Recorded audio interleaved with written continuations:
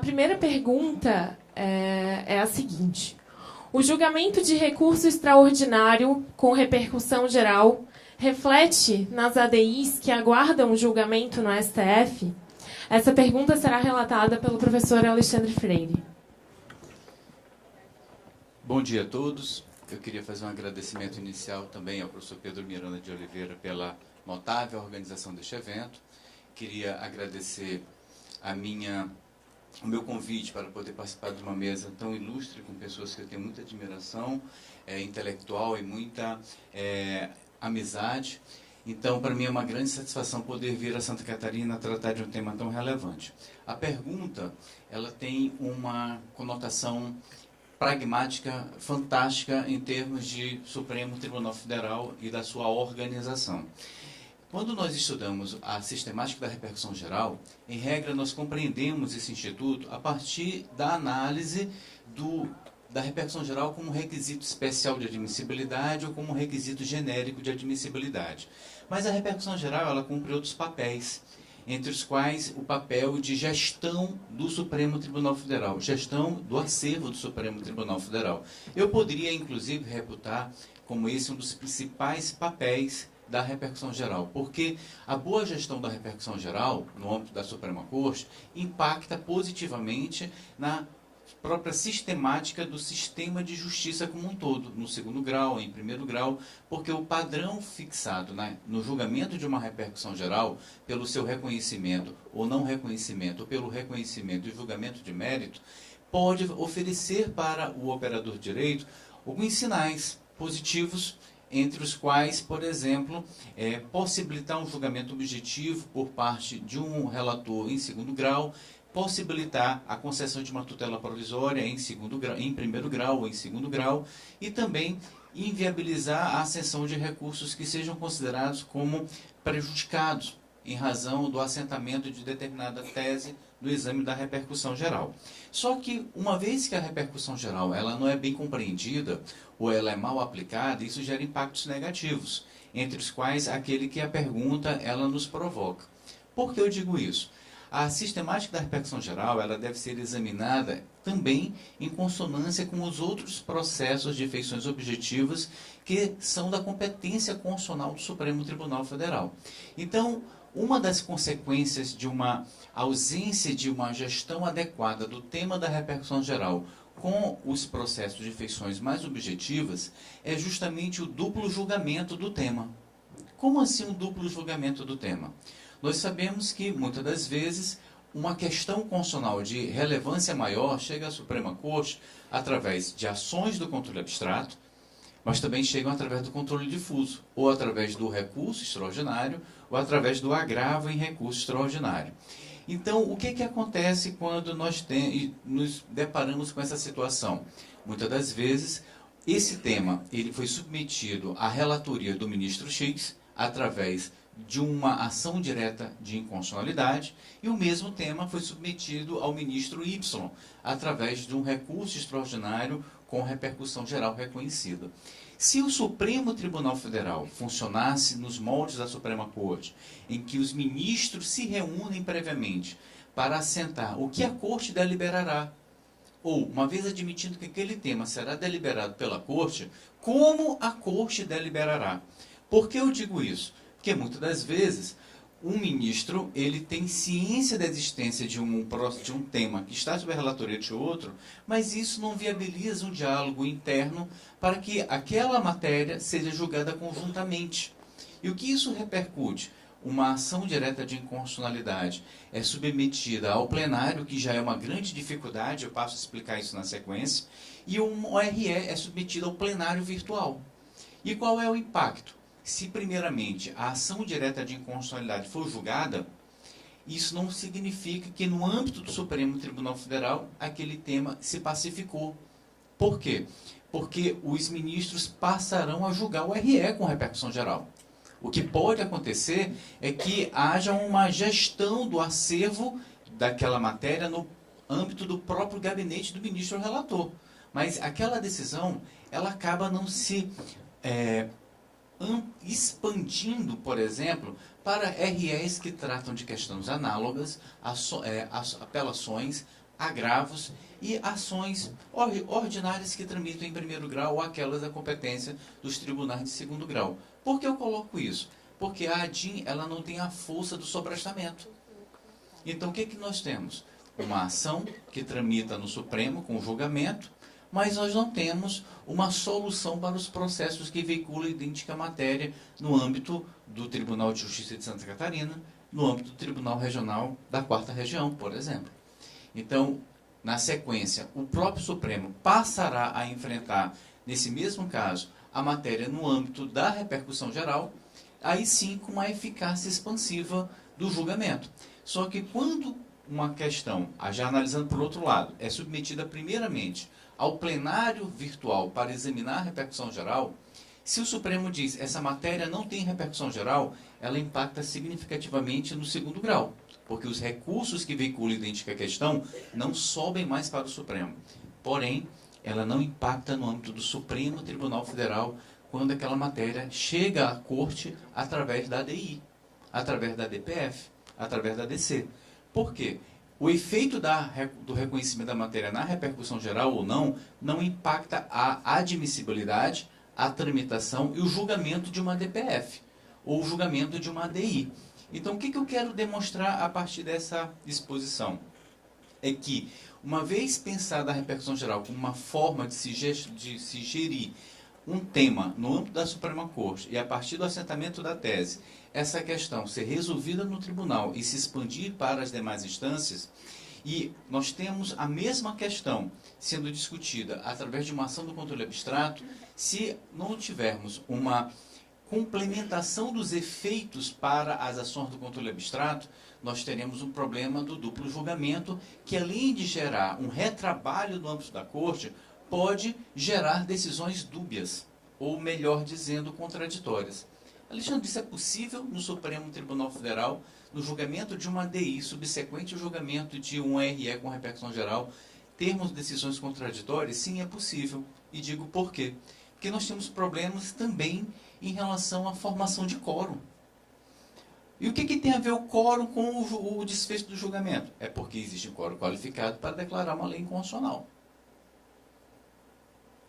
Mas, por exemplo, o quórum não precisa ser qualificado, o quórum na repercussão geral só é qualificado para que se afirme que a repercussão geral, que aquele tema não tenha repercussão geral. Vejam que nós temos metodologias distintas de julgamento. Então, isso pode impactar negativamente naquilo que se chama de formação de precedentes, coerência, estabilidade, integridade das decisões. Isso, percebam, no julgamento de uma ação de feições objetivas. Eu nem sequer estou colocando para ser discutido temas de complexidade que são levantados na Suprema Corte através do julgamento de um HC, através do julgamento de uma ação civil originária, que são temas que, embora deveriam ser pacificados apenas para aquele caso, acabam, a depender do caso, sendo submetidos ao próprio plenário virtual do Supremo através de um expediente estratégico dos ministros. A questão foi assentada em ações subjetivas, mas tem entendimento do tribunal. Aí depois se pinça um recurso do seu acervo, e não é difícil pinçar um tema idêntico, porque no Supremo são 97 mil processos. Existem ministros que lidam com 7 mil processos, então encontrar qualquer tema ali é muito fácil. Então o que se faz? Tem entendimentos colegiados, pega um processo com o mesmo tema, um RE ou um agravo em RE, submete ao plenário virtual e, ao invés de apenas sinalizar se o tema tem ou não tem repercussão geral, sinaliza que o tema tem repercussão geral e, o mais grave, reafirma a jurisprudência do tribunal. Porque esse é um expediente muito pouco estudado na doutrina, muito pouco discutido na própria advocacia, que é o julgamento de a reafirmação da jurisprudência no âmbito do plenário virtual, porque tem o mesmo efeito do julgamento de um RE com repercussão geral reconhecida no plenário do Supremo, com toda aquela complexidade da admissibilidade amicus curiae, audiência pública, sustentação oral, que nesse primeiro caso que mencionei é completamente desprovido desse amplo acesso, esse amplo debate democrático, porque a questão, em tese, já foi assentada pelo tribunal, mas foi assentada em processos em que não houve, por exemplo, uma ampla discussão sobre o tema. Um julgamento de mandado de segurança, o julgamento de um conflito de competência, o julgamento de uma ação civil originária, por exemplo. Então vejam que, em síntese, o impacto que essa matéria, que essa decisão tem, vai depender da forma como o processo é gerido no tribunal. Se o processo não for bem gerido no tribunal, a sistemática da repercussão geral, ela impacta positivamente em segundo grau, em primeiro grau e também no âmbito do próprio tribunal, mas se não for examinada adequadamente, nós teremos, em relação a essas ações que foram colocadas como contrapontos, a necessidade do tribunal reapreciar o tema, com impactos negativos, entre os quais o que mencionei. Quais? O julgamento de um tema com um quórum deficiente, que gera um resultado completamente distinto daquele julgamento assentado na repercussão geral. E o inverso também é verdadeiro. Muitas das vezes o tema ele foi enfrentado pelo tribunal, no julgamento de uma ação direta de inconstitucionalidade, a matéria foi submetida à repercussão geral, e o tribunal, por exemplo, em razão do fato dos ministros não acompanharem adequadamente o tema, o tribunal diz, esse assunto não tem repercussão geral no tribunal. Então, no plenário, no julgamento da ADI, se firmou uma tese, e no julgamento do RE, com repercussão geral, o tribunal entendeu que não cabe. Alexandre, me dê 2 exemplos de rejulgamento da matéria. Vejam que eu selecionei para que pudesse ilustrar, para que a questão não ficasse tão somente no âmbito da discussão abstrata, 2 casos. Mas esses 2 casos são meramente exemplificativos. Vejam, no RE 601-314, da relatoria do ministro Edson Fachin, a matéria foi tratada no âmbito do plenário virtual e se discutia a Lei Complementar 105/2001 de acesso da Receita Federal, da Procuradoria da Fazenda Nacional, aos dados bancários dos contribuintes. E o mesmo tema foi submetido ao plenário na ADI 2310, na ADI 2397, de relatoria do ministro Dias Toffoli. O que os colegas podem perceber? O tribunal julgou 2 vezes a matéria. Na sequência, nós temos o caso que, na minha leitura, sequer deveria chegar ao Supremo, mas chegou. E chegou nas 2 vias. Chegou na via difusa e na via do controle abstrato. Redução dos valores de indenização do seguro DPVAT. A matéria foi submetida ao Supremo em um ARE, agravo em recurso extraordinário, 704/520 do ministro Gilmar Mendes, e a questão voltou ao tribunal nas ADIs 4350 e 4627 das relatorias do ministro Luiz Fux. Então vejam que, para o operador do direito, além de ter um grau de certeza a respeito daquela tese no âmbito da Suprema Corte, para eventuais discussões em segundo grau e primeiro grau, é muito mais importante ele ter, por exemplo, uma decisão que deixe bem claro qual é a tese, ou seja, uma ratio decidente bem construída, porque aquilo vai ser objeto de discussão em outros processos. Agora, na medida que o Supremo tem 2 julgamentos sobre o assunto, você vai ter 2 ratio decidentes, porque as relatorias são distintas. E se a relatoria e vocês podem analisar pelo padrão decisório dos ministros, a forma como decidem, que o ministro Fux tem uma forma de entender o direito, o ministro Gilmar tem outra. Então, a conclusão pode até coincidir em termos de dispositivo, só que o fundamento da decisão, em regra, se examina o acórdão, evidentemente que sim, mas a pauta que o advogado tem, em regra, é o voto condutor. Então, você vai ter um voto condutor quanto a ratio decidente de uma forma, no julgamento da ADI, do ministro Fux, e vai ter um julgamento quanto voto condutor de uma outra forma, no plenário virtual, na admissibilidade daquele agravo. E para encerrar, vejam que esse problema gera outras situações bastante curiosas. Porque se esse tema chegasse ao gabinete do ministro Marco Aurélio em agravo em recurso extraordinário, ele não submeteria ao plenário virtual. Por quê? Porque o ministro ele tem uma compreensão literal da admissibilidade do recurso. Ele diz o seguinte, Ana, na Constituição não se menciona a repercussão geral para agravo. A repercussão geral é para o RE. Então, se a questão chega em agravo em RE, eu não vou submeter ao plenário virtual. Ele é bem literal. não é? Então ele não submeteria. Então a questão sequer seria objeto da discussão no plenário virtual. Então vejam que essas minúcias na forma como os ministros lidam com o acervo repercutem drasticamente na vida do jurisdicionado. E se os colegas perceberem, a grande questão em tudo que eu mencionei aqui não é teoria X, teoria Y, tudo tem a ver com a sistemática de gerenciamento da informação no âmbito do Supremo Tribunal Federal.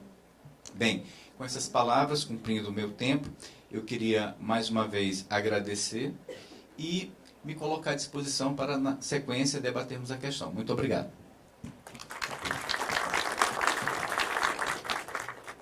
Obrigada, professor Alexandre. Não sei se algum membro da mesa tem alguma consideração a fazer. Na ausência de manifestação, eu vou passar já a segunda questão, que vai ser relatada pela professora Ana Marcato, que é a seguinte. Ao decidir se o rol do artigo 1015 é taxativo, o STJ poderá modular os efeitos da decisão? Obrigada. Eu agradeço a todos vocês, bom dia. Reitero aqui todos os agradecimentos que foram feitos aos colegas anteriores, ao professor Pedro, para vocês terem uma ideia. Tinha até um chocolate no meu quarto, eu fiquei tão feliz. Eu te falei, eu vou contar isso, porque eu adoro. Mas esse tema, gente, para eu tratar é super importante, mas para a gente chegar à resposta, a gente precisa desenvolver um raciocínio lógico até lá, né? E eu começo relembrando vocês, e todos vocês sabem, que, na verdade, a amplitude, a elasticidade do cabimento do agravo de instrumento e do agravo retido mudou muito desde o CPC de 39, passando pelo de 73 até agora. Então, o primeiro ponto que a gente teria aqui que analisar é o CPC de 2015, no artigo 1015, que trata do rol do agravo de instrumento. Ele quis ser exemplificativo ou ele quis ser taxativo? E aqui eu acho que a resposta é clara, ele quis sim ser taxativo, né? O legislador teve essa opção. E por quê? Como é que a gente chega a essa conclusão? Primeiro, porque durante toda a tramitação legislativa a gente ouviu reiteradas vezes que o objetivo da norma, especificamente no que diz respeito ao capítulo recursal, era a diminuição de recursos para chegada tanto nos tribunais estaduais, especialmente todos eles, ou a maior parte deles assoberbados, especialmente nos estados maiores da federação, onde o número de processos, logicamente, muito maior, né? A gente ouvia até aquela promessa, obviamente, não cumprida e jamais cumprida, de que vamos diminuir o tempo de tramitação em 70%. Né? Falácia, é um absurdo imaginar que isso ia acontecer. Não aconteceu e não irá acontecer. Mas essa era uma promessa do Código, o que já indica que o rol seria taxativo. E se a gente olhar a tramitação em si, a gente vai ver que houve, tanto na Câmara dos Deputados quanto no Senado, muita tentativa de esgotar isso e, na verdade, fazer voltar com que a listagem ocorresse da forma anterior e não fosse um rol exemplificativo, não fosse um rol taxativo. Eu digo aqui para vocês, emenda 148 de 2011, emenda 92 do senador Aloysio Nunes, várias hipóteses de tentativa de fazer com que o rol não fosse mais taxativo e sim exemplificativo. Então, o primeiro ponto está posto. Sim, o rol é taxativo, essa é a minha impressão. A ideia do legislador foi que ele fosse taxativo. Posto isso, a gente precisa, então, reconhecer que a gente praticamente volta ao sistema de 39, né? Onde a gente tinha um rol taxativo e, pela inadequação da possibilidade de utilizar o agravo, a gente usava muito o mandado de segurança, o que não é uma ideia muito agradável para todos nós. Aí o código entra em vigor, em março de 2016. E o que se percebe imediatamente? Que esse rol imaginado pelo legislador, ele é absolutamente insuficiente para abarcar todas as situações em que o tribunal precisaria se manifestar imediatamente para evitar perigo de dano para a parte, né? E por que ele é absolutamente insuficiente? Por uma razão óbvia, porque a realidade sempre vai superar em muito a memória e o ideal do legislador quando ele fixa um rol de exemplos. Porque, claro, as situações fáticas que dão origem às controvérsias jurídicas e que vão ser levadas ao processo para ser discutidas e que serão objeto de eventuais decisões interlocutórias agraváveis, elas mudam com uma velocidade absurda. Então, a gente imaginar que a gente vai colocar lá 10, 11 exemplos e que esses 10, 11 exemplos serão suficientes para abarcar todas as situações, obviamente, que, assim que entrou em vigor, começou o problema, porque era insuficiente, era fácil de imaginar que seria insuficiente, né? Então, talvez esse escopo, esse objetivo do legislador de diminuir o número de recursos de chegada ao tribunal não tenha sido muito bem vitorioso com esse rol taxativo, porque aí a gente tem o outro problema do manejo do mandado de segurança, que nem é o objeto aqui da questão, mas que acaba, de uma forma ou de outra, acessando o tribunal e não diminuindo em nada o número de recursos. E quais são essas situações, só para a gente pontuar, né? A gente tem, claro, aquelas situações em que o risco é iminente, que não pode esperar e que não está no rol, né? A gente tem aquelas situações em que, na verdade, haverá um esvaziamento da tutela jurisdicional. Se eu estiver pensando numa questão de falência, recuperação judicial, adianta eu esperar até eventual apelação contra razões para tratar disso, já que essas questões não estão no rol do 2015? Não adianta, né? Adianta numa produção antecipada de provas que o juiz indefere o meu quesito e que a maior parte das vezes na produção antecipada tem um fim em si mesmo, a produção antecipada nem tem sentença para apelar depois, né? A sentença nem é apelável depois. Adianta eu ficar esperando um momento de apelação contra razões? Não, porque esse momento não chegará. Então, o que aconteceu com a imediata entrada em vigor a lista, o rol é insuficiente. E aí, o primeiro problema que acabou gerando essa discussão toda que a gente está tendo, e o maior, eu acho, de tudo que eu estudei, o problema mais pontual, é a questão da competência, né? Como vocês sabem, no rol das decisões agraváveis não está a decisão que define a competência, ou que trata sobre o pedido de declaração de incompetência de determinado juízo. Mas está lá, por outro lado, a decisão que fala da cláusula arbitral. Então, se uma parte vem e diz, não, juiz, olha, eu contratei a arbitragem para esse caso, portanto, esse caso não tem que estar no Poder Judiciário, você tem que extinguir e mandar para a arbitragem, a decisão que reconhece isso, que afasta, o pedido de reconhecimento da existência de cláusula arbitral, ela é agravável. E essa decisão agravável, ela nada mais é do que uma decisão que define competência, se a competência é do juízo arbitral, se a competência é do juízo estatal. Essa é agravável. Mas a decisão em geral sobre competência, quando a gente fala dos limites e requisitos de competência previstos no novo CPC, ela não é agravável. Obviamente, a gente tem aqui um conflito intrínseco e que gera, então, a nossa segunda preocupação aqui no ponto. Ainda para aqueles que entendem que o rol é taxativo e não exemplificativo, como eu, a gente pode imaginar que esse rol taxativo pode ser sujeito de uma interpretação extensiva ou analógica, ou não.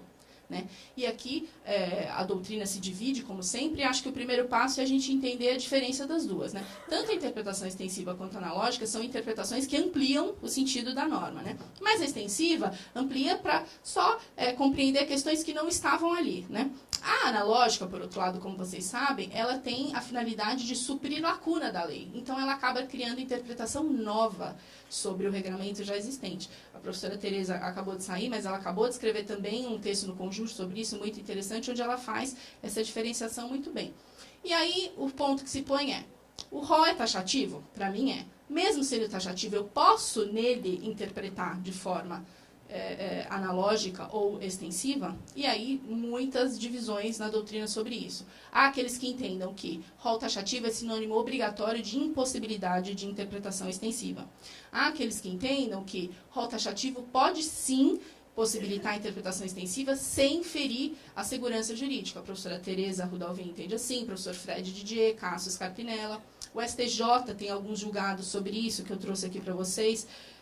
O RESP 1679909, 1694667 e 1695936. Todas hipóteses em que o STJ reconheceu a possibilidade de interpretação extensiva do rol de cabimento do agravo do 2015.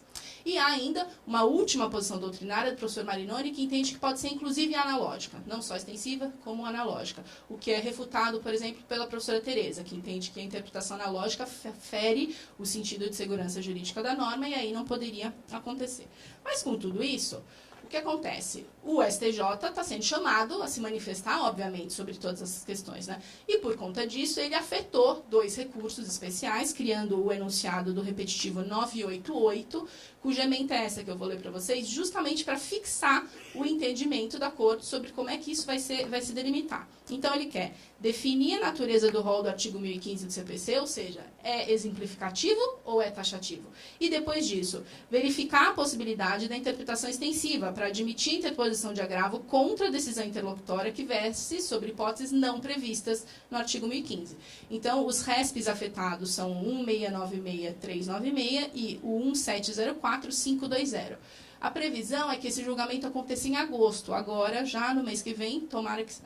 dia 1º de agosto, já no mês que vem, tomara que seja isso mesmo, né? Porque aí a gente já fica mais tranquilo com relação a isso. Agora, dito tudo isso, né? Aqui, o ponto mais importante que diz respeito à pergunta, então, a gente chega a essa questão. O rol, a modulação desses efeitos, quando decidida pelo STJ, é possível? É desejável?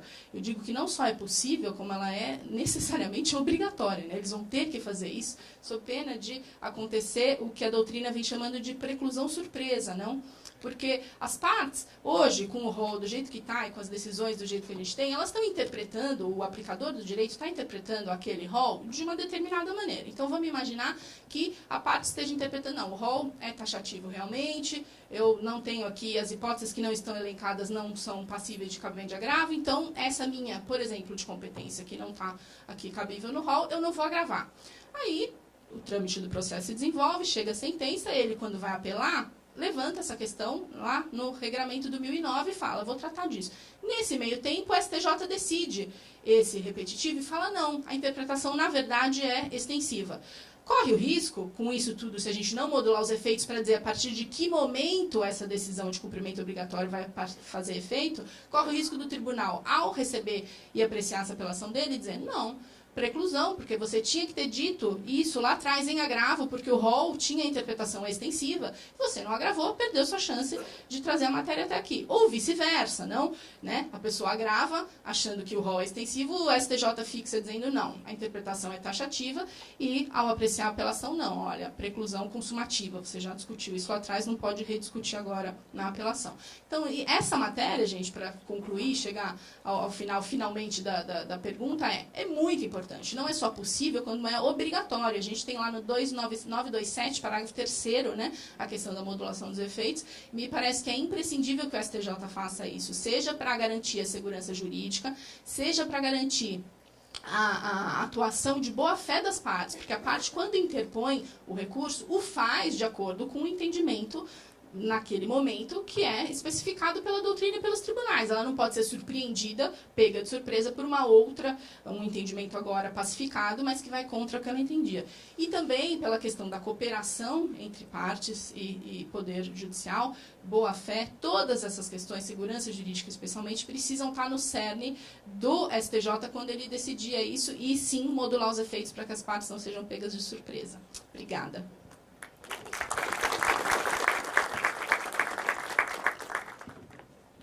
Obrigada, professora Ana. Alguma intervenção? Welder. Rapidamente. Ana, a pergunta é muito bem posta e me chama a atenção o fato desse STJ não modular os efeitos. E a pergunta me parece, já para dar um encaminhamento, que se o STJ não modular os efeitos no sentido de ser omisso, que pode os tribunais modular, no caso concreto, os efeitos para admitir ou não, enfim, dependendo da interpretação dada pelo STJ, os efeitos, no caso concreto, relacionado ao cabimento ou não cabimento de agravo de instrumento, devido à interpretação extensiva ou não a ser admitida ou não pelo STJ. Exatamente, tribunal local. Alguém vai ter que fazer, né? Alguém tem que... Eu não vou me alongar, eu vou divergir dos dois colegas quanto a esse particular. Acho que sou o único tribunal que tem competência para modular os efeitos das suas decisões é o tribunal que proferiu a decisão.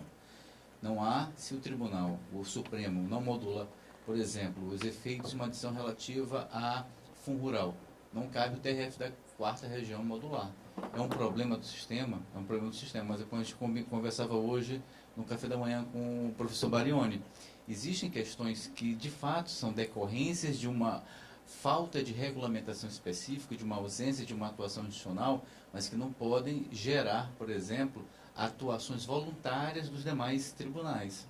Então, é apenas nesse ponto para gerar, inclusive, segurança jurídica, porque na medida em que se tenta conferir segurança jurídica, a uma situação particularizada no TRF da terceira região, você acaba gerando uma insegurança jurídica também no TRF da primeira região, para os jurisdicionados.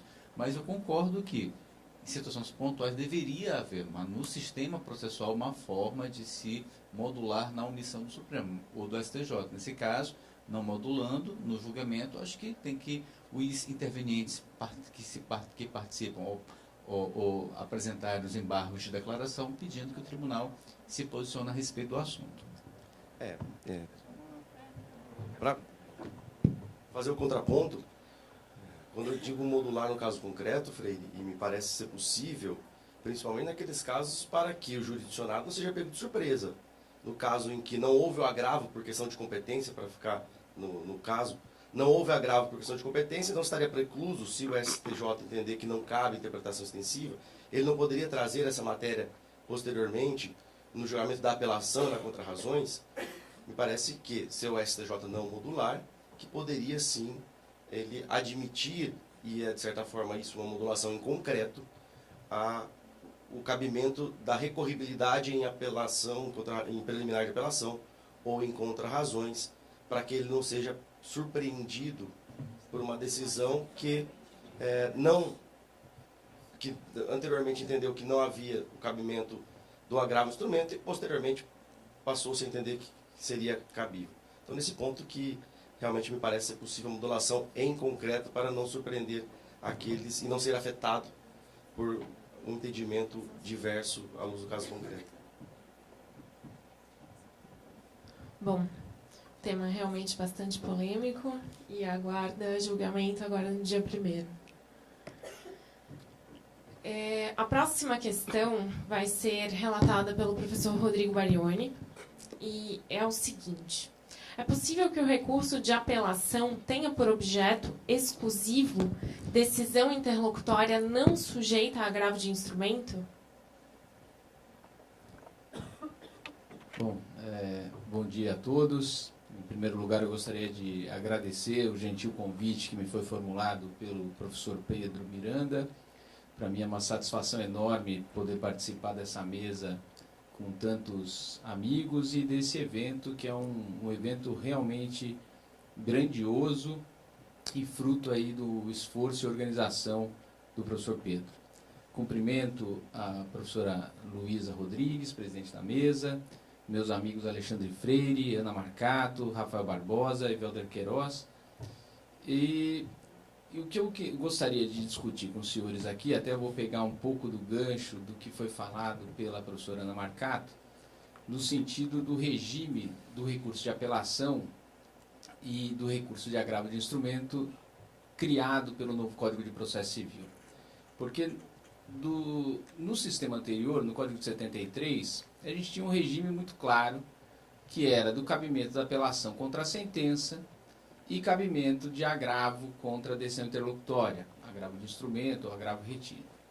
E isso foi modificado substancialmente no novo Código para constar o seguinte: um rol no artigo 1015, eu compreendo, assim como a professora Ana Marcato, que o rol é taxativo, um rol taxativo criado pelo legislador para impugnação imediata de algumas decisões interlocutórias.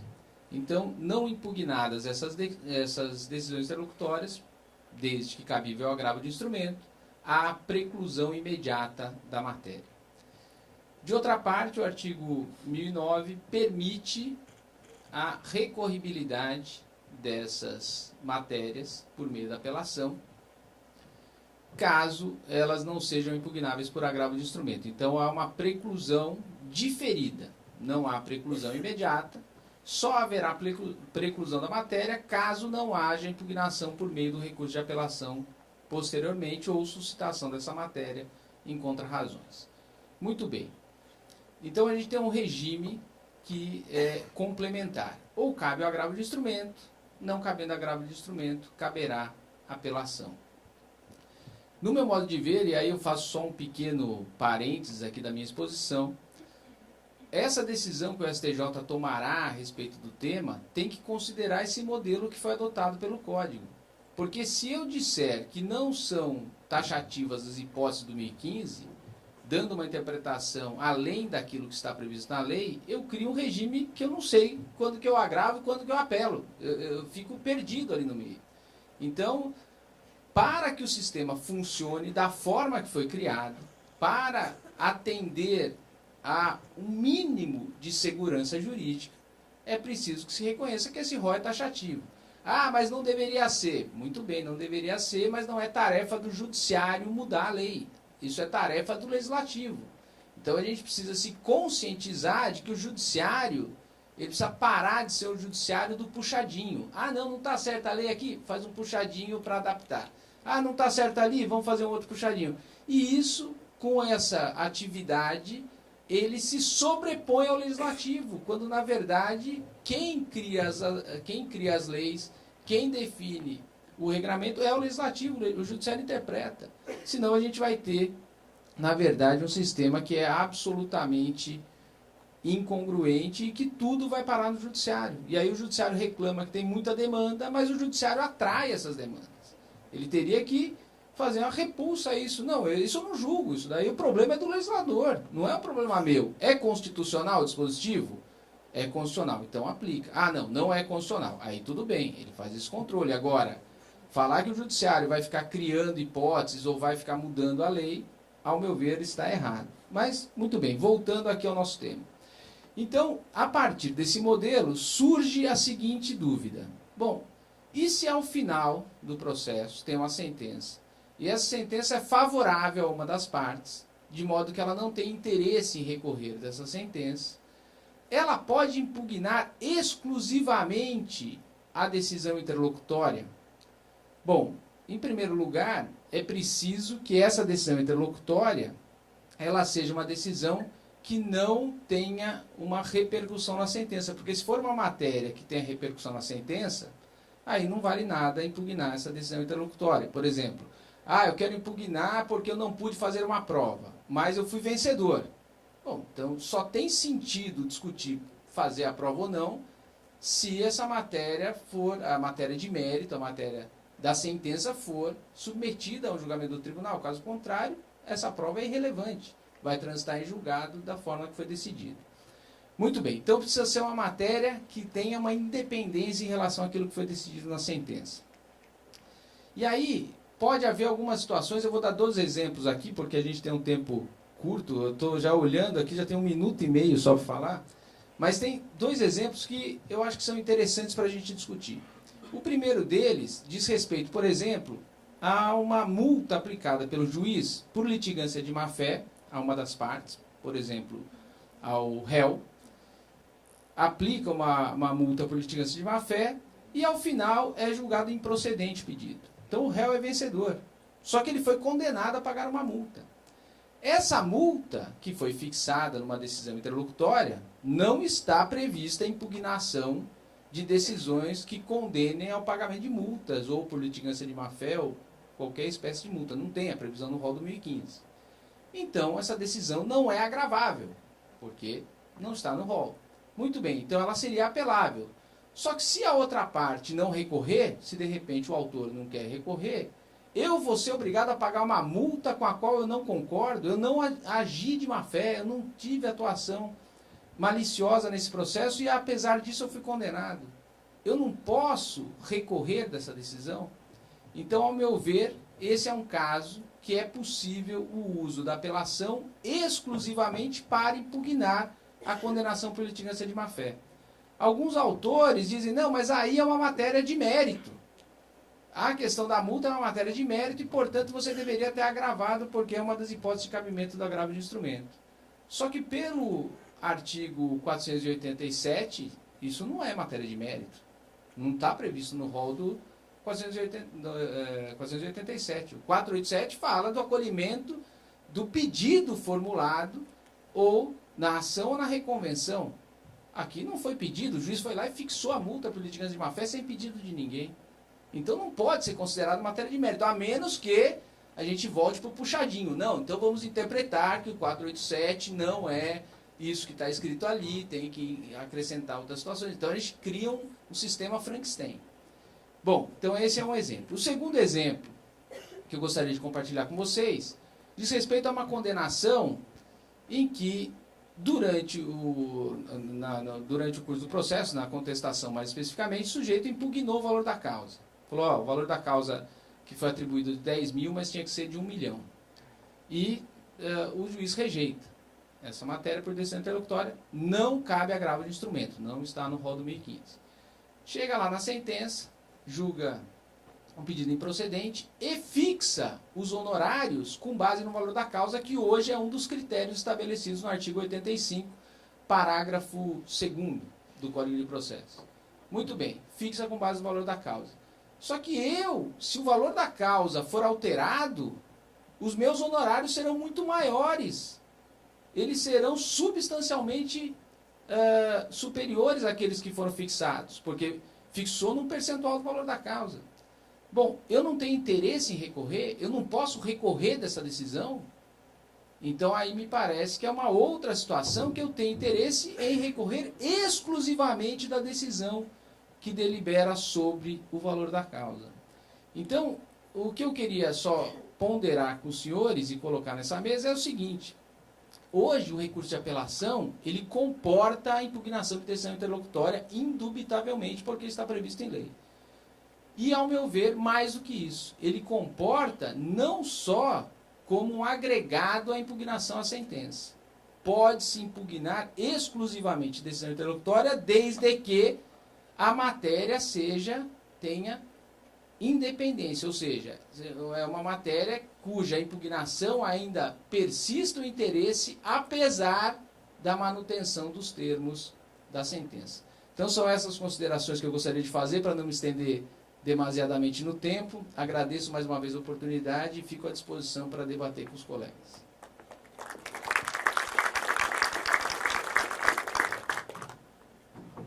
Vou aproveitar essa intromissão na sua fala para agradecer ao Pedro, né, porque eu daqui a pouco falo sobre a minha relatoria, não quero perder meu tempo fazendo agradecimento.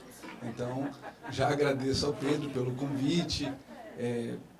O evento realmente aqui sempre é muito bem organizado, então são todos elogios para Santa Catarina e para o evento, e também para a ESA, e para o Pedro Miranda, que é hoje o coordenador e diretor da escola ainda, né, da OAB.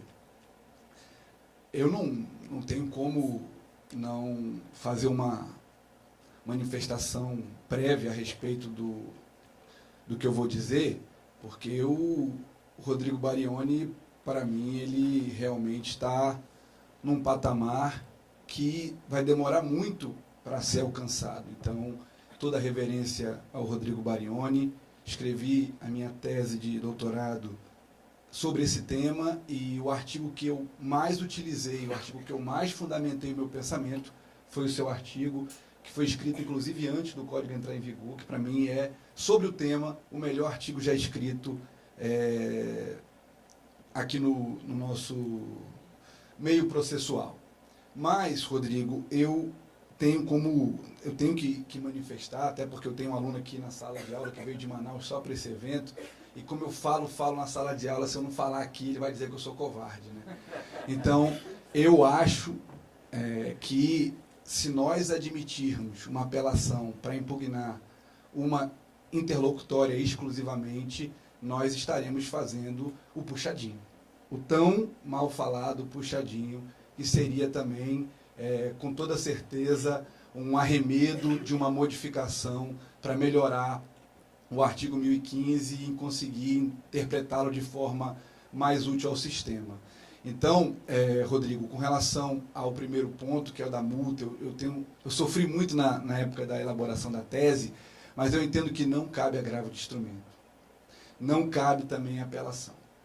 Essa decisão, ela faz parte de um rol que eu sei que o advogado não gosta, mas são as decisões irrecorríveis. Isso quer dizer que elas são indiscutíveis? Óbvio que não. Como é que eu vou discutir? Eu vou discutir no mandado de segurança, eu vou discutir na impugnação a essa execução, mas o sistema não comporta uma apelação exclusivamente para atacar uma decisão interlocutória. É claro que talvez fosse esse o desejo do legislador, porém o parágrafo único do artigo 1009 ele é muito claro. ele fala que cabe a suscitação de decisões interlocutórias não agraváveis em apelação eventualmente interposta. Então, a apelação continua pelo caput do artigo 1009, sendo um recurso exclusivo para atacar sentenças.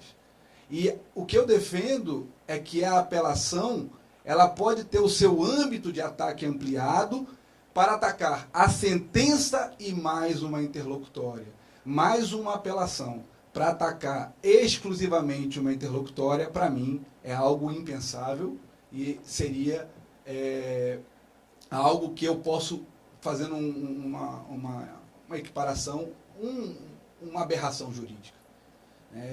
Eu não consigo entender como é que a gente poderia ter essa apelação subindo só relativamente a uma decisão interlocutória. E aí eu entendo que não quer dizer que essa decisão é indiscutível, que faz sobre ela preclusão, que há coisa julgada, porque como não houve discussão, como não havia recorribilidade, eu tenho que criar ou ampliar as hipóteses de impugnação através de um mandado de segurança ou de uma outra saída. Eu não deixo essa pesquisa um pouquinho em aberto, porque realmente já é difícil discutir os problemas que o nosso sistema recursal trouxe com o novo CPC, que pela leitura da exposição de motivos, diziam que era para simplificar.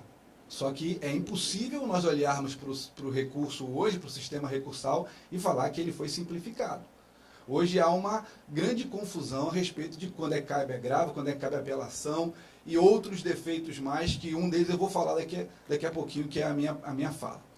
Bem, então, com relação à multa, eu penso isso, meu amigo Barioni. E com relação à impugnação ao valor da causa, eu entendo que a impugnação do valor da causa, ela também não seria caso de agravo, mas ali eu entendo que, como na sentença o juiz tem que trabalhar os honorários, então aquela decisão está na sentença e aí o recurso contra ela não está atacando a interlocutória que fixou o valor da causa, mas a apelação, justamente no capítulo que fala dos honorários advocatícios. Então, no meu ver, aí não seria um problema com relação à decisão interlocutória que fixou o valor da causa, mas um problema estritamente relacionado à apelação. Por quê? Porque está lá dentro da sentença a condenação em honorários. E o juiz não precisa fixar o valor fixar os honorários com base no valor da causa. Ele pode estipular esse valor de outras maneiras, mas eu entendo que ali é uma deliberação sentencial e que, portanto, caberia apelação.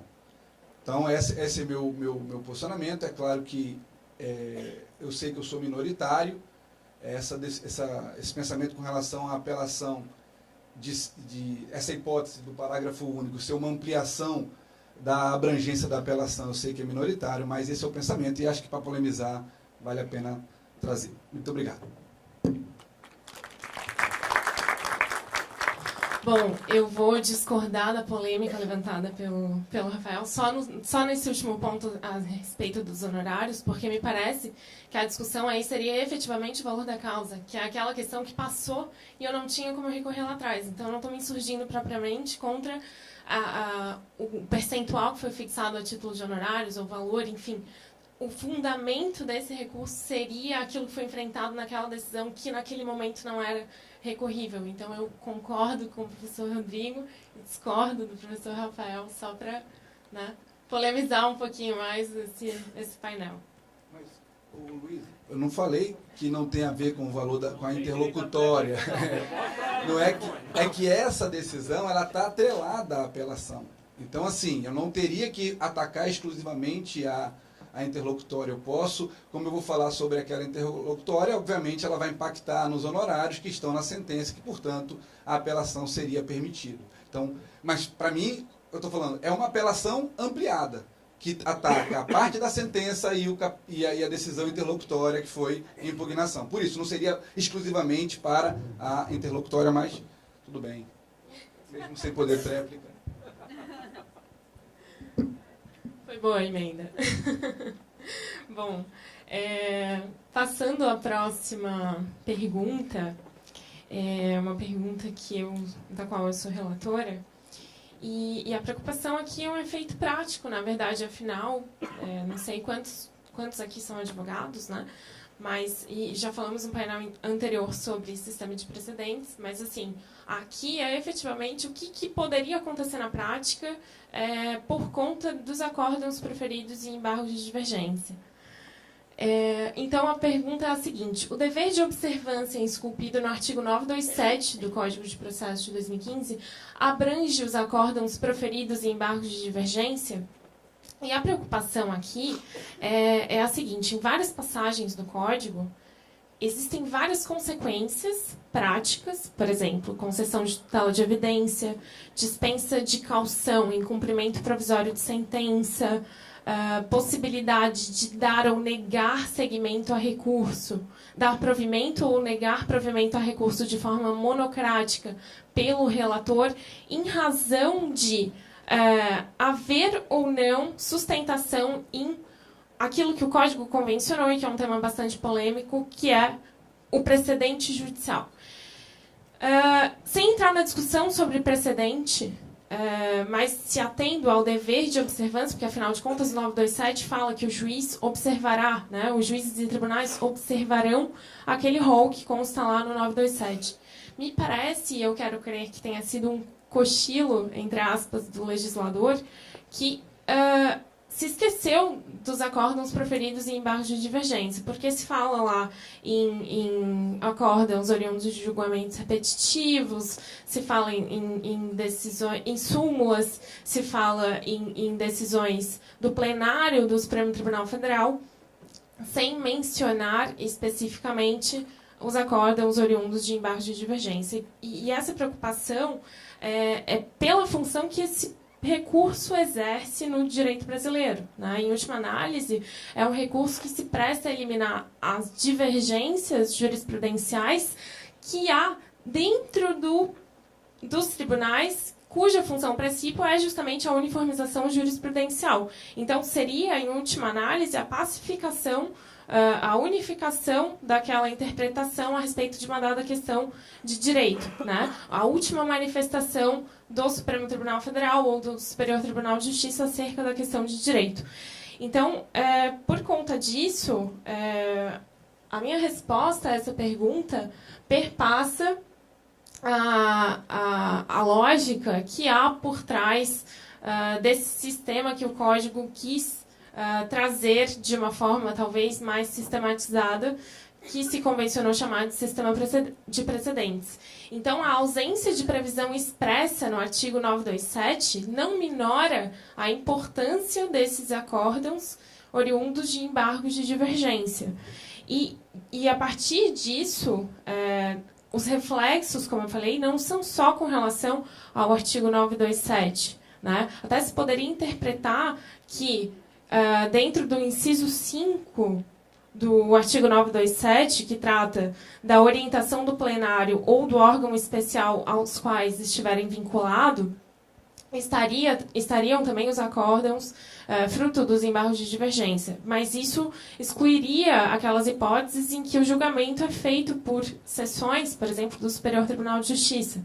Então, essa hipótese, por si só, não resolveria essa questão, né? E os reflexos disso na prática são vários, a começar pelo julgamento de improcedência liminar do pedido.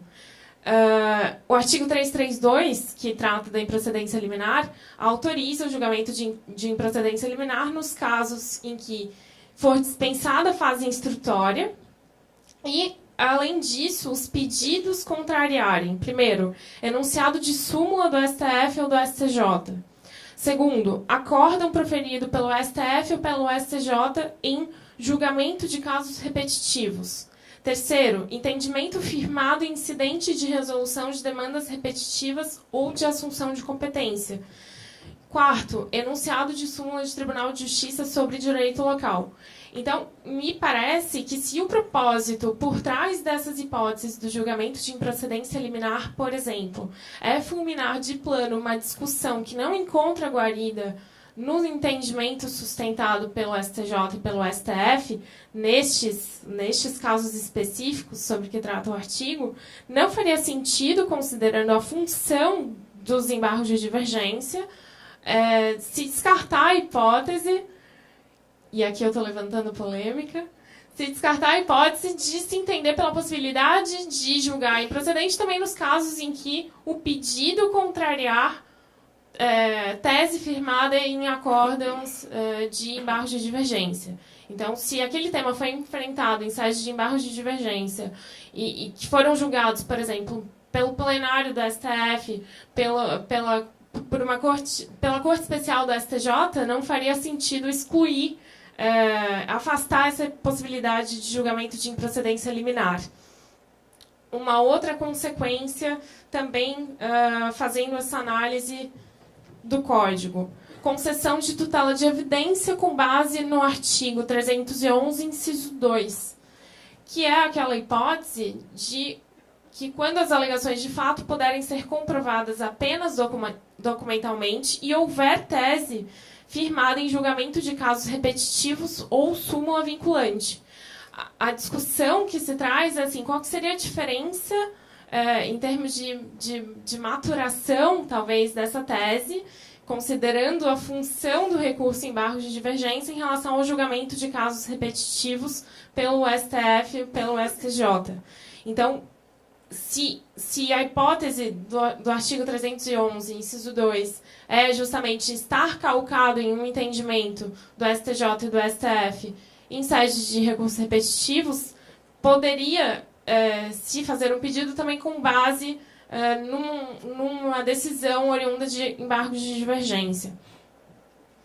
Um outro reflexo, que também seguiria a mesma lógica, é, como eu já falei, a dispensa de caução no cumprimento provisório de sentença, né, com base no artigo 521 do Código, e a negativa de seguimento a recursos excepcionais interpostos contra decisões que se encontram em conformidade com entendimentos firmados pelo STJ e pelo STF em embargos de divergência, isso com base no artigo 1030, inciso 1.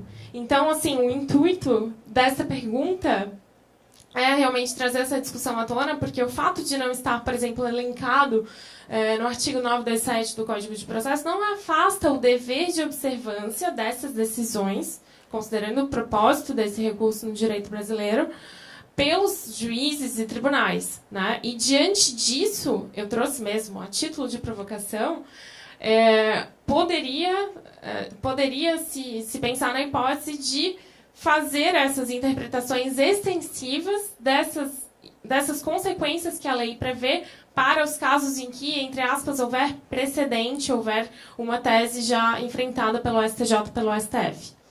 Então, seriam essas as considerações, eu deixo vocês à vontade para as intervenções.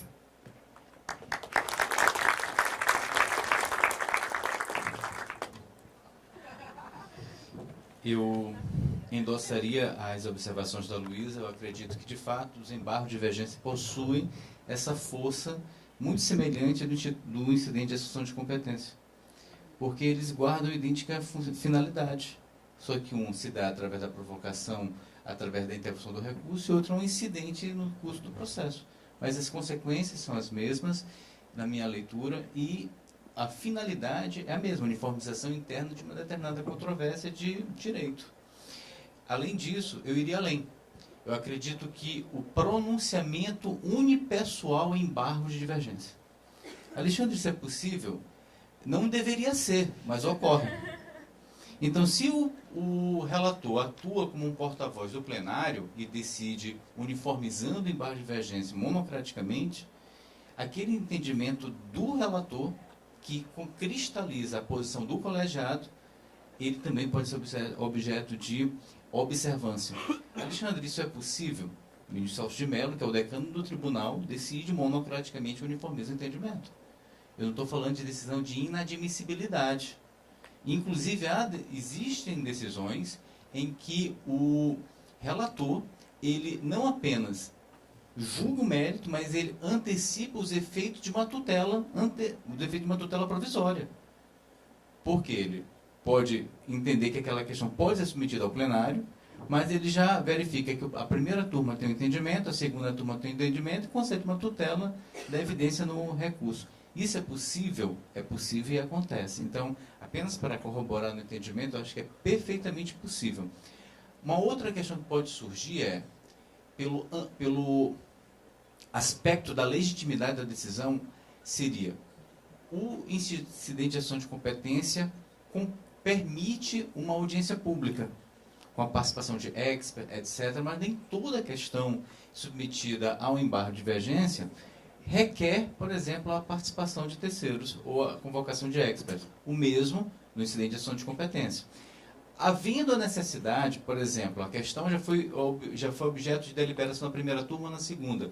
Só que o tribunal, em uma nova composição, entende que aquele tema deve ser melhor debatido, mas já há posicionamento dos dois colegiados.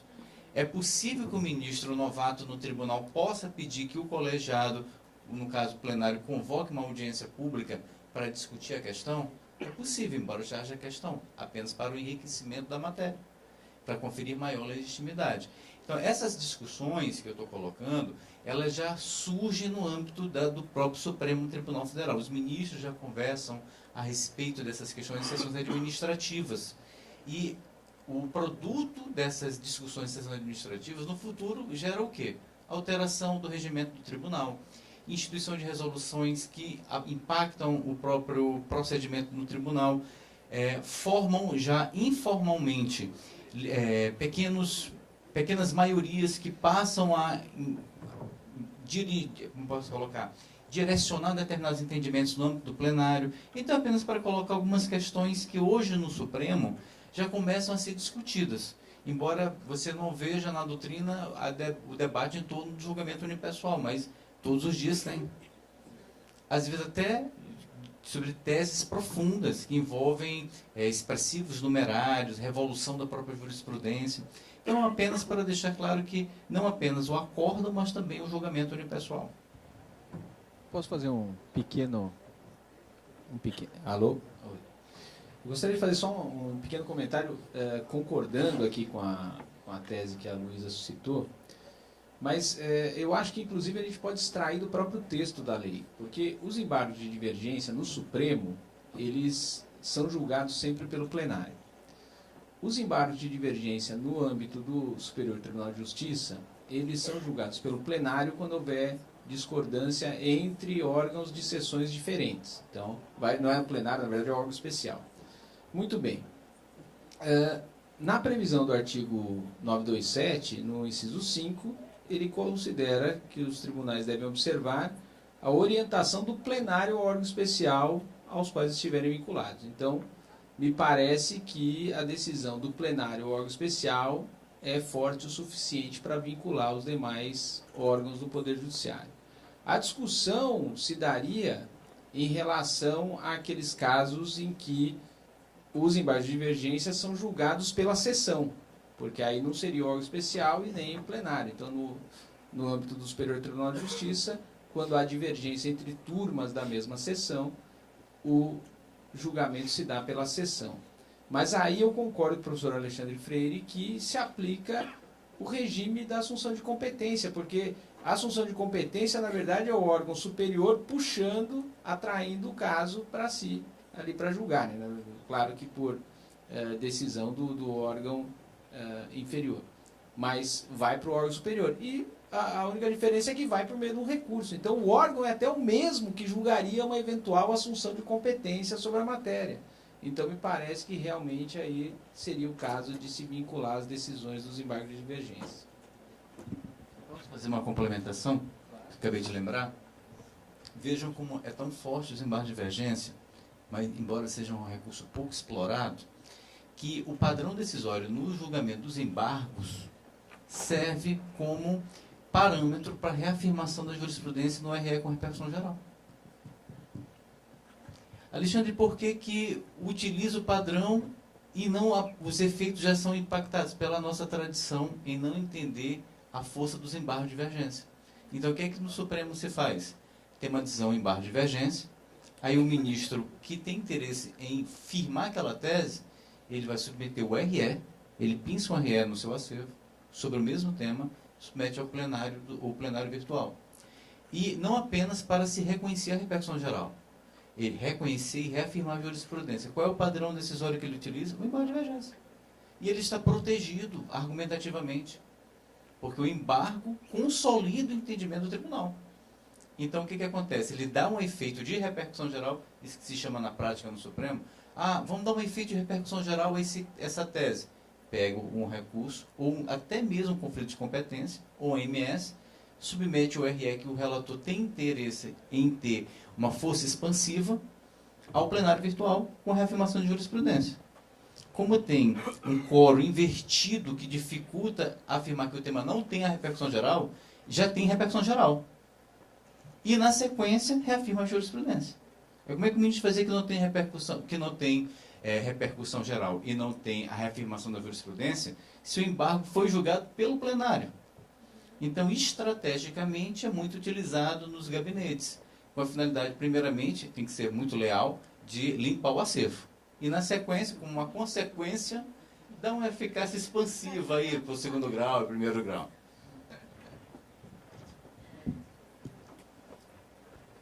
Bom, obrigada. Vamos passar à próxima pergunta, que é de relatoria do professor Welder. E é a seguinte: o tribunal pode julgar diretamente o mérito do recurso fora das hipóteses do artigo 1013, parágrafo 3º do Código? Bom dia a todos. Gostaria inicialmente de cumprimentar a mesa e peço licença aos demais e queridos colegas para fazer em nome da Luísa, cumprimentar todos os advogados e acadêmicos catarinenses aqui presentes e faço em nome de dois queridos amigos, do Júlio e da Isabela, e cumprimentar os professores também que estão aqui prestigiando-os, professor Henderson First, professora Arlete, professor Ronaldo, Fábio Bonerá, Luciano, enfim, cumprimentar a todos nesse momento. O tema que nos trouxe a questionamento para o debate nessa mesa é diretamente relacionado àquilo que é conhecido como teoria da causa madura. Na segunda reforma do Código de 73, então, portanto, em 2001, pela Lei 10.352, foi incluído o parágrafo 3º no artigo 515 do Código, para dizer que no julgamento da apelação interposta contra uma decisão que julgou extinta o processo sem resolução do mérito, se a causa estivesse em condições de imediato julgamento, se a matéria fosse exclusivamente de direito, poderia o tribunal julgar diretamente o mérito, ainda que o primeiro grau não tenha analisado o mérito. Essa era a redação, nesse sentido, era a redação do parágrafo 3º do artigo 515. Veio o novo Código de Processo Civil e ampliou a redação no parágrafo 3º do artigo 1013 para estabelecer que, se estiverem em condições de imediato julgamento, é possível o tribunal julgar o mérito quando? E estabelece 4 incisos. O primeiro, efetivamente, na hipótese prevista no Código 73, que era em caso de sentença terminativa. Mantém aquilo que continha no Código de 73. Mas tem mais 3 incisos. O segundo inciso diz em caso de reconhecimento de nulidade, por não haver congruência entre o pedido ou a causa de pedir estabelecido, nessa hipótese o tribunal poderia julgar diretamente o mérito, ainda que o primeiro grau não tenha analisado a questão. O terceiro inciso fala em caso de omissão do pedido. E aí, para fazer referência ao Rafael, tem um belo artigo sobre possibilidade, Rafael Barbosa aqui na mesa, sobre possibilidade do tribunal analisar o mérito daquilo que, ou analisar aquilo que poderia ser objeto de embargo de declaração diretamente na apelação. O novo Código prevê expressamente isso. Olha, é possível, em caso de omissão sobre o pedido, que o tribunal analise diretamente o mérito, ainda que não tenha sido analisado em primeiro grau. E o quarto e último inciso diz que é possível analisar, julgar o mérito, quando reconhece uma nulidade da decisão e por falta ou carência de fundamentação. Então, nessas hipóteses, você pressupunha que o tribunal teria que anular a decisão, devolver para primeiro grau, para proferir uma nova decisão, e aí, se fosse o caso, ter uma nova apelação e ser julgado.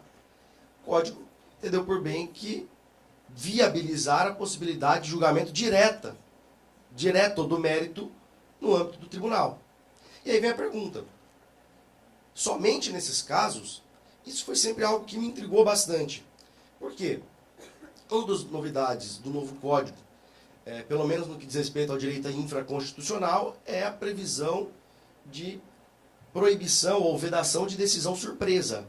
Então, o contraditório e decisão surpresa, tema que objeto de estudos em minha dissertação de mestrado e recentemente publicado livro sobre o tema. Quando eu analisei a questão, sempre me veio a dúvida, olha, qual é a consequência desse julgamento? A consequência, é claro, a decisão é nula por violar o contraditório e a decisão surpresa. Mas essa nulidade não me parece que gera a necessidade de anulação da decisão e devolução para primeiro grau. Me parece que em diversos casos o tribunal pode reconhecer a decisão surpresa e julgar a questão com base no fundamento, apreciar o fundamento que não tenha sido analisado em primeiro grau. Mas não só. Outras hipóteses também. Então, casos em que o tribunal, em que o juiz de primeiro grau reconhece prescrição ou decadência e o tribunal, ao reformar a decisão, ele afasta a prescrição e a decadência, parece também, se o processo estiver em condições de imediato julgamento, seria possível o tribunal analisar diretamente o mérito, ainda que também não tenha sido analisado pelo juízo de primeiro grau. Além disso, recentemente, no primeiro semestre, o Tribunal de Justiça do Estado de São Paulo, sua Câmara Especializada de Direito Empresarial, trouxe um outro exemplo que também me parece bastante importante para trazer a discussão nesse momento. O caso foi uma discussão a respeito da possibilidade de coexistência de duas marcas de cerveja, que era a Estrela Galícia e a Estrela Dom Barcelona. E a discussão chegou no tribunal e o Tribunal de Justiça do Estado de São Paulo entendeu que havia que a decisão em primeiro grau era nula por defeito na citação. E, por consequência, por defeito na citação, deveria devolver o processo para primeiro grau, para citação, toda a instrução do processo e aí julgamento do mérito. Veio a parte autora em embargos de declaração e disse, não, a causa está madura para julgamento, ainda que tenha defeito na citação, há contestação, há defesa. Veio, em contra-razões aos embargos, a parte contrária, e disse o seguinte, não, realmente, a causa está madura para julgamento. E ambas as partes querendo que fosse julgada diretamente pelo tribunal. E o Tribunal de Justiça do Estado de São Paulo, a meu ver acertadamente, acolhendo a alegação dos embargos e a manifestação das partes, que poderia ser também um exemplo de negócio processual, julgou diretamente o mérito para solucionar a questão. É possível ou não a coexistência dessas duas marcas de cervejas, em homenagem ao Henderson, que é um grande apreciador e mestre cervejeiro, para analisar o mérito diretamente dessa caso a respeito da coexistência dessas duas marcas de cerveja. Então, seria, no mérito seria possível a coexistência das duas marcas. Então, digo isso para dizer que o rol de previsões de julgamento direto do mérito pelo tribunal não se esgota, no nosso modo de ver, nos incisos contidos no parágrafo 3º do artigo 1013. Me parece que a premissa deve ser o processo estar maduro para julgamento. E mais, o Código de 73, ele previa que não há necessidade de ser matéria exclusivamente de direito. Então, ele, por consequência da redação, ele afastava a possibilidade de provas e questões fáticas no tribunal. Me parece que o novo Código, ao permitir a produção de provas no âmbito do tribunal, claro, naqueles casos em que não seja complexo, poderia o próprio tribunal converter o julgamento de diligência, produzir a prova necessária e julgar posteriormente direto o mérito, como forma aí de concretizar razoável duração do processo, em meu modo de ver, isso é um meio que efetiva a razoável duração do processo, e priorizar o julgamento do mérito, consagrando aí aquilo que tem sido chamado de princípio da primazia do julgamento do mérito e princípio da primazia do julgamento do mérito recursal. Então, com essas considerações, agradeço o convite que me foi formulado pelo professor Pedro Miranda, parabenizando não só Pedro, mas toda a equipe da ESA de Santa Catarina por esse belíssimo evento que já é tradicional, já que durante todo o debate do Código ele faz parte, já que a 4ª edição do cenário do Código. Então, é um evento que veio para ficar com seus méritos. Então, parabenizo toda a ESA da OAB de Santa Catarina. Muito obrigado. Alguma consideração? Eu tenho uma pergunta, Welder. Neste caso, já que tu estás defendendo que aquelas hipóteses do parágrafo 3º não são exaustivas, né? Deveria, então, o tribunal intimar as partes para se manifestarem sobre a possibilidade de julgamento, de aplicação do parágrafo 3º e enfrentamento do mérito? Legal, agradeço a pergunta. Parece que sim, por um conceptário da aplicação do contraditório da vedação de decisão surpresa, e aí um tema que me é muito caro, a necessidade de intimar as partes sobre essa possibilidade, se isso não for requerido na apelação. Se não for requerido na apelação, para ser fiel às minhas premissas, me parece que há a necessidade de possibilitar que as partes previamente se manifestem a respeito, para que aí sim o tribunal julgue o mérito. Bom, obrigada pela resposta. Vamos então à última pergunta, que vai ser a de relatoria do professor Rafael Barbosa, e é a seguinte, ainda sobre apelação. Para se retratar nas apelações em que presente o permissivo legal, o juiz deve realizar o juízo de admissibilidade recursal? Como eu já cumprimentei e agradeci o convite do Pedro, eu vou passar direto para a questão. Essa questão, ela já foi colocada, gerou uma discussão muito forte acho que não lembro qual foi o fórum, o FPPC, mas um dos antagonistas está aqui, né, que é o Monerá, está aqui sentado, já falou, já expôs, e ele defendeu o posicionamento dele.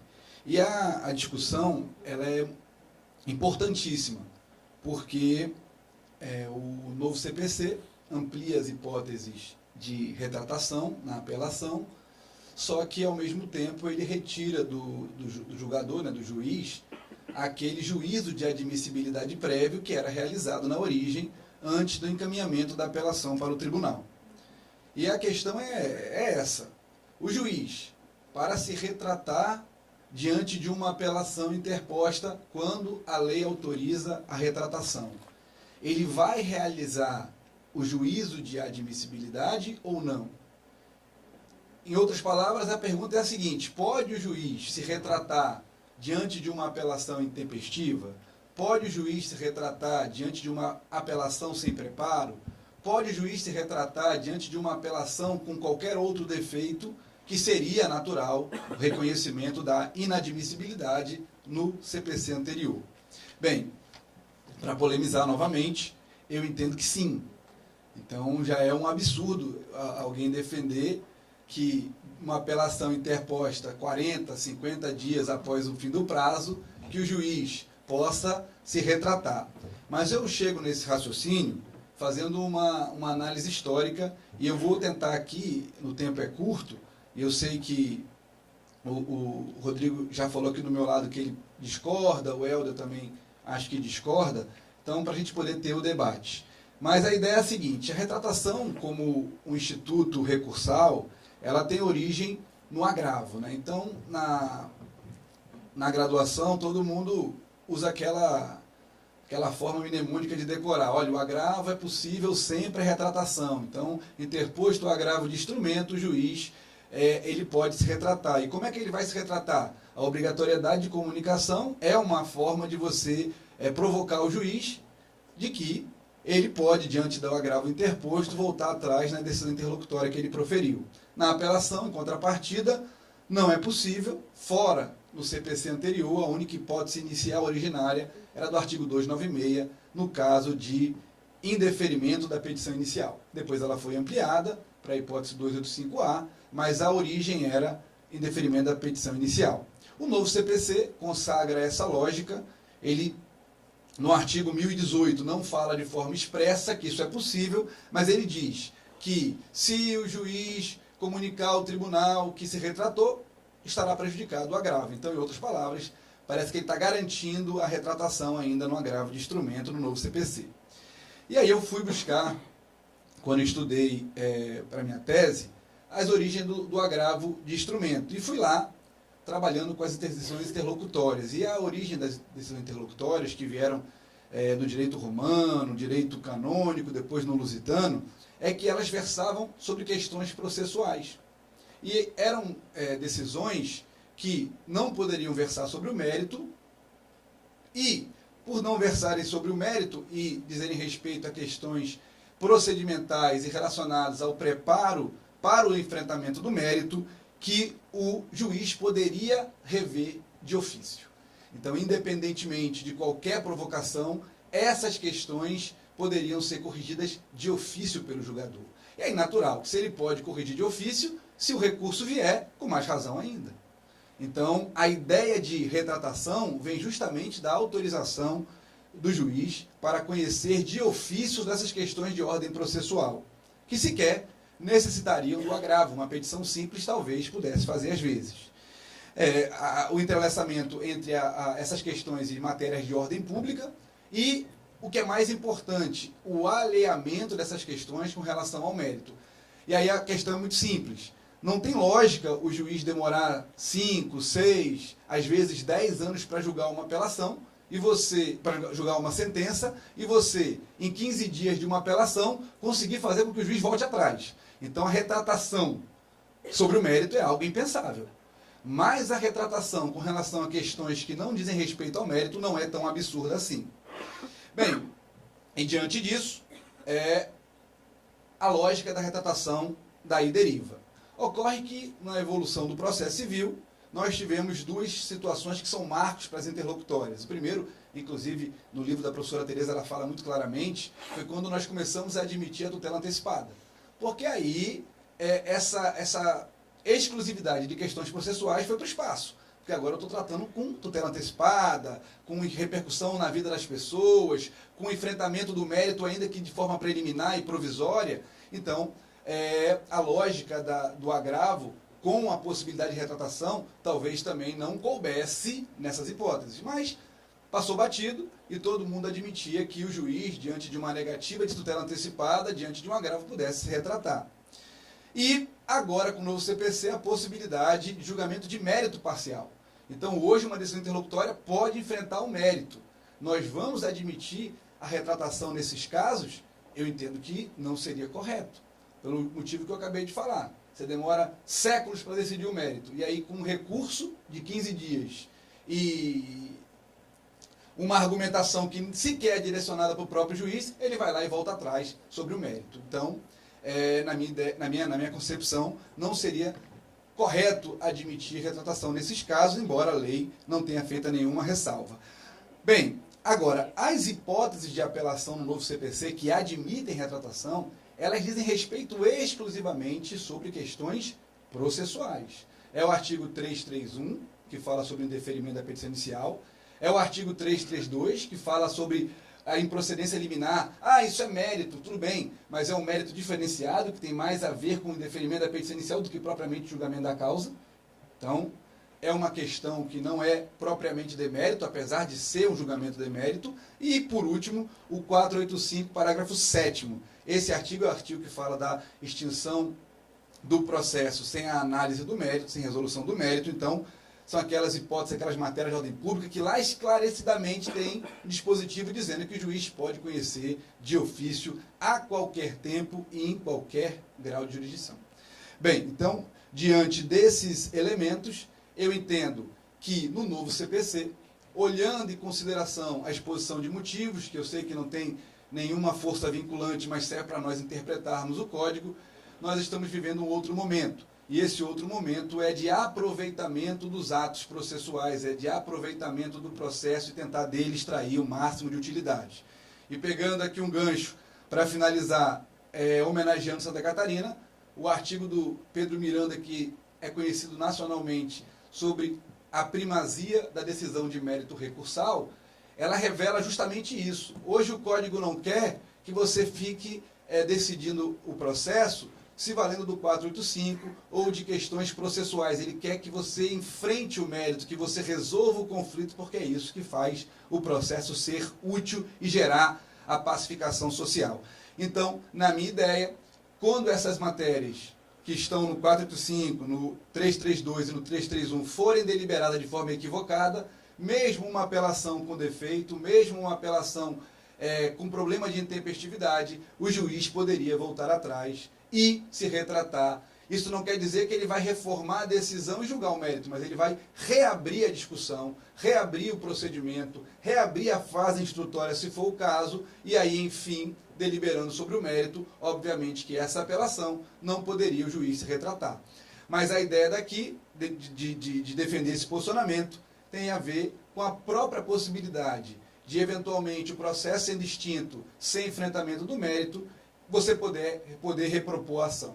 Então, o fato de você poder repropor a ação, pegar essa mesma demanda e recolocar para o juiz de primeiro grau, fazendo nascer um novo processo, com uma nova custa, com uma nova petição, com uma nova citação, já mostra que pode ter uma utilidade se você aproveitar e se retratar mesmo diante de uma apelação intempestiva ou com outro defeito. Eu sei que tem aquelas hipóteses que não admitem mais a repropositura, mas eu posso enfrentá-las no recurso. Então a ideia seria essa, ao invés de você entrar com uma rescisória para elas, ter a oportunidade do juiz se retratar e reabrir a discussão sobre o tema. Então, eu sei que é polêmico, mas essa é a minha opinião sobre essa questão. Muito obrigado.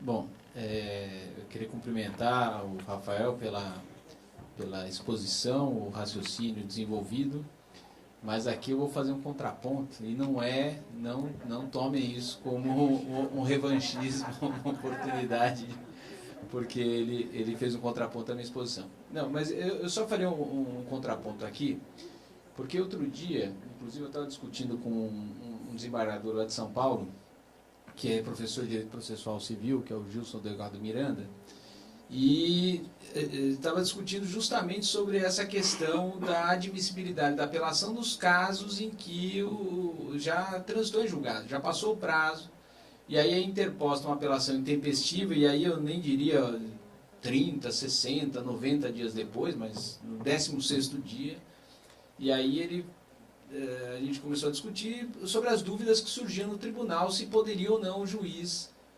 certificar o trânsito em julgado, se ele deveria ou não certificar. E no meu modo de ver, o juiz deve certificar o trânsito em julgado. Se passou o prazo, transitou em julgado. Os outros vícios do recurso, eventualmente, podem ser sanáveis, e aí quem decide se é sanável ou não é o relator. O juiz não vai poder decidir se é um vício insanável ou não. Agora, o prazo, a menos que tivesse a máquina do De Volta para o Futuro, ele é insanável. Passou o prazo, certifica o trânsito em julgado. Ah, mas pode ter hipótese de suspensão, feriado, contagem errada, etc. Bom, de fato, mas o trânsito em julgado, e isso é que é importante, ele não decorre da decisão do juiz. O trânsito em julgado ele ocorre automaticamente. A certificação é que é depois. A certificação, eles demoram um ano para acontecer em determinados cartórios, mas o trânsito ele é automático. Então, se o juiz entende que transitou em julgado, está transitado em julgado, acabou, não tem o que fazer. E o fato de se tratar de matéria de ordem pública não impede isso, porque o parágrafo 3º, que permite o conhecimento da matéria de ofício, ele fala, enquanto não ocorrer o trânsito em julgado. Então, transitou em julgado, acabou, o processo encerrou, não tem mais o que fazer. E aí, o artigo 508, inclusive, que é o princípio do dedutível e do deduzido, da coisa julgada. Então, reputam-se alegadas e repelidas todas as alegações. Acabou, não tem mais conversa. Aquele processo encerrou. Ah, mas por economia processual, seria importante a gente permitir. É um raciocínio válido, um raciocínio interessante, mas o sistema diz o seguinte, transitou em julgado, ou você repropõe, ou você, e aí a repropositura ela fica normalmente condicionada à alteração de alguns dos elementos, né? Essa que é a verdade. Então, se for por ilegitimidade de parte, tem que trocar a parte, se for por falta de interesse, tem que esperar haver o interesse, e assim por diante. Então, não é simplesmente a repropositura, e o Código abriu a oportunidade da ação rescisória para os casos que eu queira repropor idêntica à demanda. Então, me parece que aí, embora seja uma construção interessante, não me parece que deva ser adotada no nosso sistema processual. Bem, a lógica do meu raciocínio, claro, é um raciocínio novo, é um raciocínio minoritário, mas ela, de fato, tem que quebrar as estruturas do nosso processo civil, ou de como nós analisamos o processo civil hoje. Esse processo já está quebrado demais, não? Esse que é o problema. O que estão fazendo com ele, estão piorando, entendeu? Então, numa banca de doutorado, um dos arguidores, antes de começar a falar, né, a arguir, ele contou um caso de um processo que ele atuou na Inglaterra, que no meio da audiência mencionaram uma pessoa, e aí o juiz, na mesma hora, falou: para a audiência, suspende a audiência por 15 minutos, liga para essa pessoa, chama ela aqui. Isso seria impensável no Brasil. No meio da audiência, você para a audiência, liga para a pessoa, fala: fazendo o quê? Está aqui em Santa Catarina, aqui em Florianópolis? Estou, então vem aqui no fórum. A pessoa vai para lá para ouvir a pessoa. Então, alguns formalismos do nosso direito processual não ajudam, só atrapalham. Alguém aqui duvida de que o processo inglês é melhor que o nosso? Eu vivo o dia a dia de um advogado, um advogado público, defensor público. O que mais nós temos é decisões equivocadas, decisões erradas, apego a formalismo. O que eu estou defendendo é que, nesse caso, não houve a coisa julgada ainda. Por quê? Porque se pode aproveitar aquela apelação e reabrir uma discussão que é uma discussão sem importância. Por exemplo, a apelação é intempestiva, mas o juiz indeferiu, julgou extinto porque entendeu que não tinha um documento, mas o documento estava lá. Eu vou admitir uma nova repropositura, com uma nova inicial, uma nova distribuição, com nova taxa, com nova citação. É isso que eu estou dizendo. Será que não foi desejo do Código evitar que essa repropositura aconteça? E eu estou dizendo muito claro, não é toda e qualquer apelação que vai gerar retratação. Estou dizendo que é possível que o juiz se depare de um erro que não tenha relevância, não tenha relação com o mérito, e possa dizer: olha, ante a possibilidade de uma repropositura, ante a possibilidade de uma ação rescisória para rediscutir isso, eu vou me retratar e vou retomar o curso da apelação. Então, não é um problema de prazo pequeno, não. É um problema realmente de uma apelação que aí tem a oportunidade de dar ao juiz a possibilidade de aproveitamento daquele processo. Eu sei que não é assim, fácil de se defender, mas eu acho que no futuro a gente vai chegar. E aí eu lembro do livro do Marco Aurélio, que sempre foi vencido, né, mas um dia a evolução da jurisprudência mostrou que ele estava certo. Então, quem sabe no futuro a gente tem esse aproveitamento dos processos, dos atos processuais. Muito obrigado. Bom, com esta colocação do professor Rafael, nós encerramos o nosso painel. Eu gostaria de agradecer mais uma vez a todos que se fizeram presentes, à organização do evento e especialmente aos colegas que se encontram nesta mesa pelas brilhantes exposições e por terem vindo para Florianópolis participar deste congresso. Muito obrigada.